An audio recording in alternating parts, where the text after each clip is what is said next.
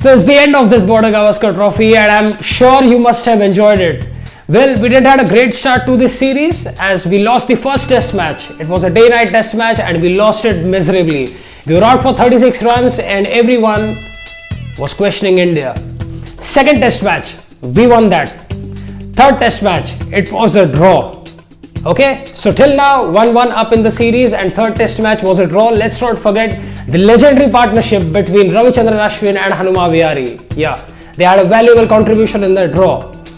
Fourth test match at Gabba. Well, I'll put pressure on the word Gabba because Australia have a strong track record here. They haven't lost a single test in last 32 years. The last time they lost a test was versus West Indies in 1988.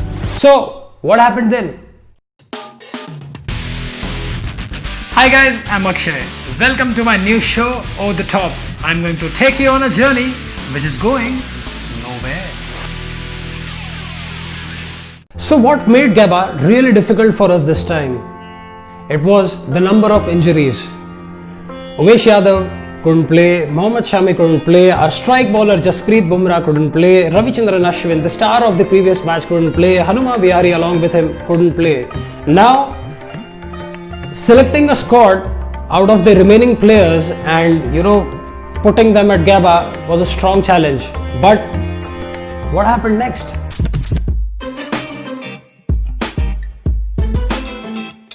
So Gabba is a place wherein every team wants to go with their best of their players. You just cannot take risk. But then what happened with India was very unfortunate. We couldn't have our best strike bowlers, but that didn't stop us from going hard at the Australians. We had two debutants in this match. First one was T. Natarajan, the IPL star known for his Yorker, and the second one was Washington Sundar, the all-rounder who could spin and also could bat along. Along with them, there was Shardul Thakur who made his appearance in this match.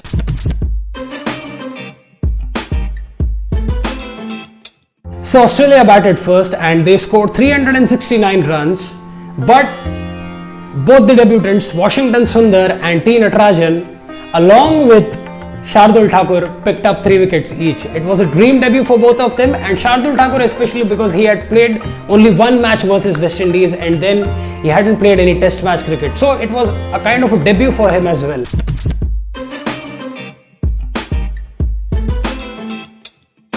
So then, it was India's chance to bat and India scored 336 runs in their first innings.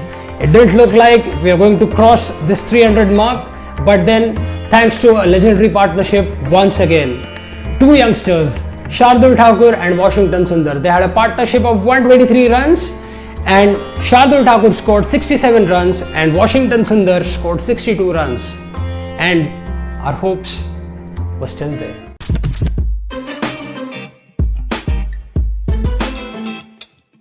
So then, it was Australia's turn to bat once again in the second innings and they scored 294 runs. It was a fair performance, but there were two great performances from the Indian bowling unit. Two youngsters, Mohammad Siraj and Shardul Thakur. Mohammad Siraj picked up 5 wickets and Shardul Thakur picked up 4 wickets. Especially with Shardul Thakur, you give him the bat, he'll be a part of a legendary partnership. You give him the ball, he'll pick up wickets for you. What more do you need? So, the target for India was 328 runs to win. It was a difficult target and with the kind of pitch, changing its color, it looked even more difficult. So, what happens next?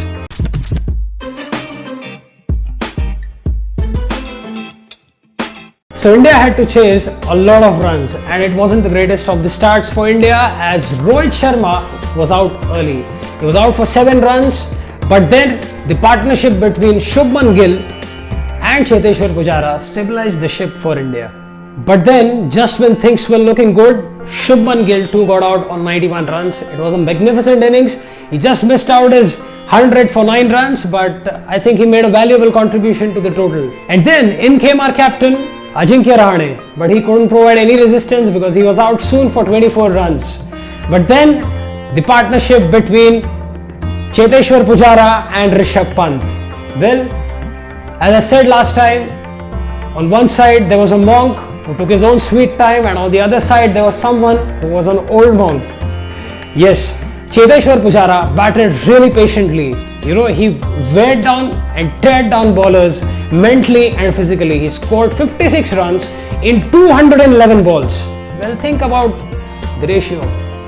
So just when things were looking good, Cheteshwar Pujara got out on 56 runs after his marathon innings. In came Mayank Agarwal, but he couldn't provide any resistance as he got out early on 9 runs. Then in came Washington Sundar. He scored magnificently. He scored 22 runs in just 29 balls, and this was a gem of an innings when India needed the most. But then he was out to Nathan Lyon soon, and then came in Shardul Thakur. He could only score 2 runs and then he got out. And then finally Rishabh Pant finishing things off in style for India.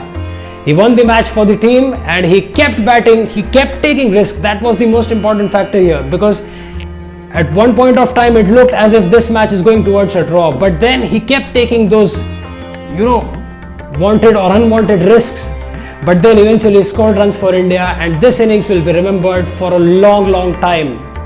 Well, special thanks to our head coach Ravi Shastri, special thanks to our bowling coach Bharat Arun, support staff, every one of them, the masseurs, everyone. Well, we won this Border Gavaskar trophy by 2-1, and this will be remembered for a long time. Respect Indian cricket team. So that's all from this episode. Hope you liked it. For more such videos, please like, share and subscribe to my YouTube channel, and always stay over the top. Till next time, see you. Goodbye.